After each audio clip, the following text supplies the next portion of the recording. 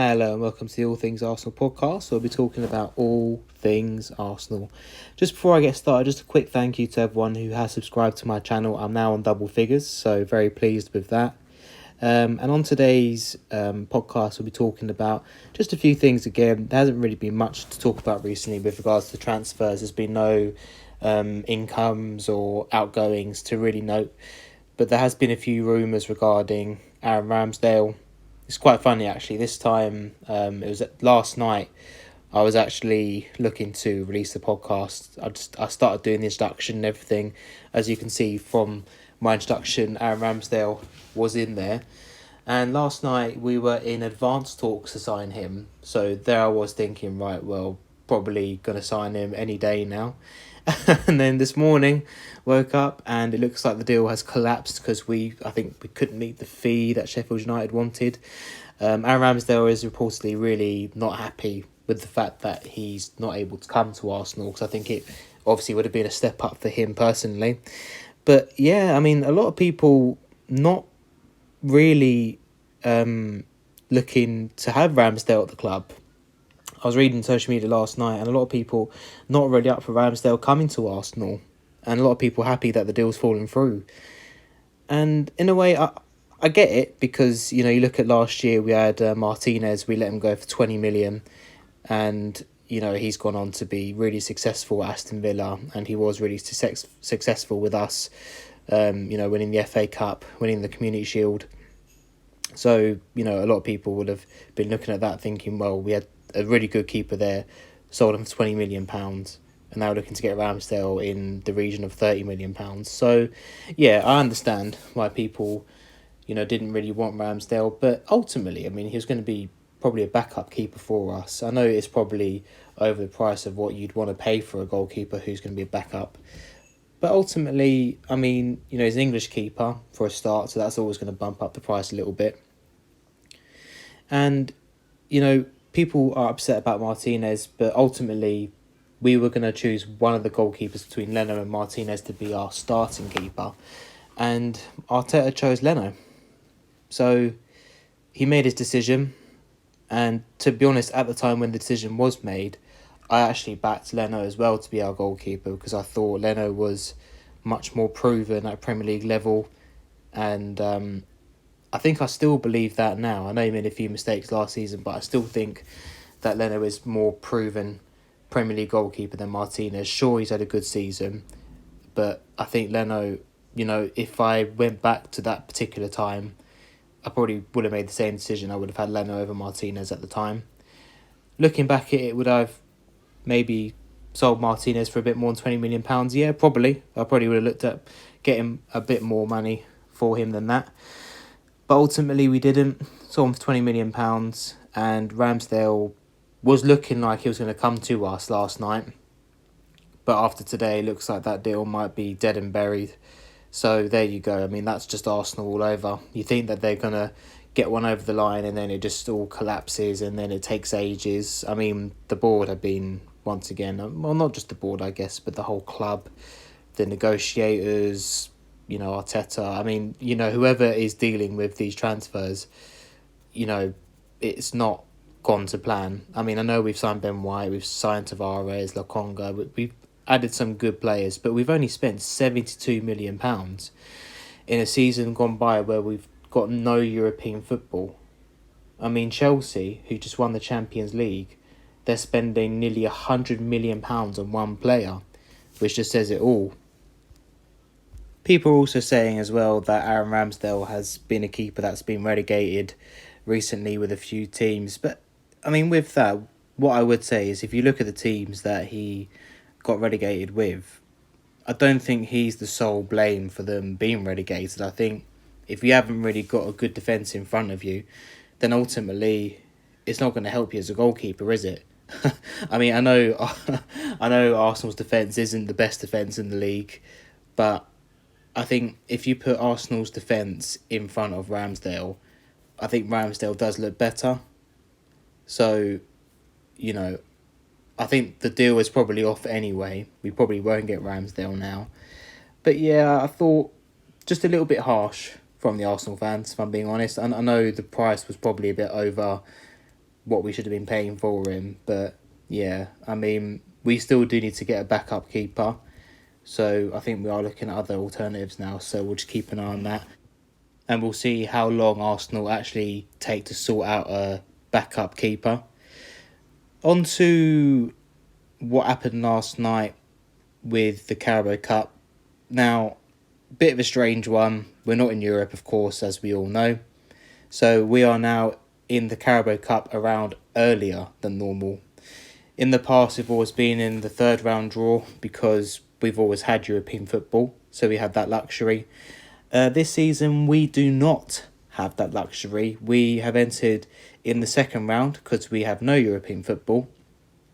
I watched the draw last night, and someone will have to tell me, because normally when I've watched the cup draws in the past, you kind of just draw who you draw and that's it. But last night it was divided up into northern section and southern section, so it was a bit new for me to watch it like that. I'm not sure if they normally do that with the third round draws. I mean, someone might correct me and say that they do, but I don't remember that happening in the third round draw. So yeah, that was a bit of a strange one to start with. But yeah, we did end up drawing West Brom away from home, which is a tricky tie. You know, West Brom's not an easy place to go to, albeit they are in the Championship now. They were relegated from the Premier League last season, and they were actually officially relegated by us, ironically, at the Emirates when we beat them 3-1. So they might be looking for a bit of revenge, maybe. We have to be careful with that game. It depends really how seriously we take the Carabao Cup, isn't it?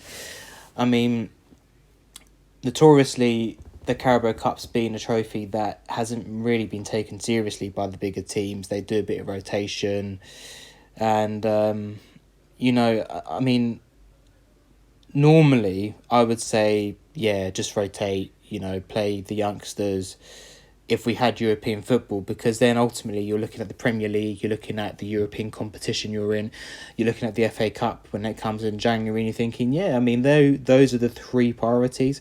Of course, this season we know, as I've said already, we haven't got any European football. So actually, you've got the Premier League, you've got the FA Cup, and you've got the Carabao Cup. FA Cup doesn't start till January. So actually, you probably don't need to rotate as much for the Carabao Cup this season. So it depends how seriously Arteta takes it. If he does take it seriously, if he does play a strong side, hopefully we can have a bit of a cup run in the Carabao Cup. You know, I know it's not the biggest trophy in the world, but at the moment, you know, it'd be lovely to win the Carabao Cup. I would definitely take it. And hopefully we progress past West Brom. I think if we do play our near enough, or probably our full strength side, we should win that game. But yeah, I mean, the Carabao Cup is something that I would take seriously this season, especially now that we know we've got less games to play because of no European football. And another thing to add with the Carabao Cup is that if you do win the competition, you enter the playoff round of the Europa Conference League, the new third-tier European competition that we just missed out on by a point last season. It was Spurs that got the Europa Conference League spot in the end, as we all know. When the Carabao Cup is won by a top 4 side or top 6 side, then that spot will drop down the league table. So it did end up going to Spurs, who finished 7th. I just want to put it out there.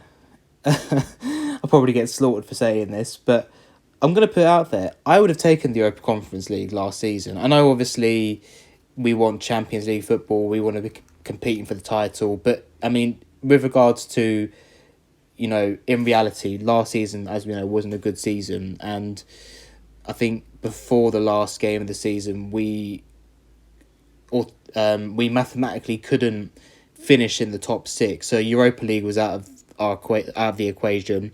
So it was either we finished like where we did finish, or we finished 7th ahead of Spurs to get the Europa Conference League. Spurs had Leicester away last game of the season. Leicester were chasing top 4. And we had Brighton at home, who I think their season was done by then. I think pretty much they had nothing to play for. So I'm going to put it out there and just say that I would have liked to finish 7th, to be honest. Because I actually think that we would have had a good chance of winning the Europa Conference League this season. You know, you look at the teams that are in it, and actually we probably would have been the favourites. Like Spurs probably are now. They probably are the favourites to win the Europa Conference League. It's a trophy that you can win. It's a trophy that if you do win, you actually go into the Europa League the following season. A bit like if you win the Europa League, you get Champions League football. It's the same with the Conference League. You win the Conference League and you go into the Europa League. So, yeah, I mean, we finished where we finished. We finished 8th. But, you know, I mean, this season it wouldn't be good enough. I think at the point of the last game of last season, I think I would have taken it to finish ahead of Spurs for a start. I know it's not really, you know, it's not a trophy, but it's just, you know, bragging rights, I guess, and to stop them saying that they finished above us for the last how many years. But yeah, I mean, I think I wouldn't have minded being in the Europa Conference League this season based on how bad it was last season. I mean, we didn't deserve European football last season, and we didn't get European football. So now we'll see how we get on this season. This season, Europa Conference League or below would not be good enough in my opinion. Arteta should be sacked if he fails to get us Europa League football or higher than that, Champions League football. So that is pretty much it. That's all that's gone on. There's been a few transfer rumours, but I don't really want to talk about anything until it's confirmed. So I'll be looking at Fabrizio Romano for that, or Sky Sports, whoever's quicker, and let you know. But yeah, I mean, that's it. And hopefully we'll get some more transfers in and transfers out, because we've still got some players we need to get rid of before the transfer window ends. But just before I go, I just want to say, right, and I know a lot of people probably agree with me on this, why do we always leave it to the last minute? You know, why can we never go into the season prepared? It's like, I don't care when the transfer window ends. I don't care that it ends, like, you know, 2 or 3 games into the season, you know, whenever it ends. But why can Arsenal Football Club, you know, we're a big club. I know we don't act like a big club, but we are a big club in reality. Why can they never, ever have their squad ready for the start of the season? So bearing in mind, the season starts tomorrow. We've got Brentford away tomorrow.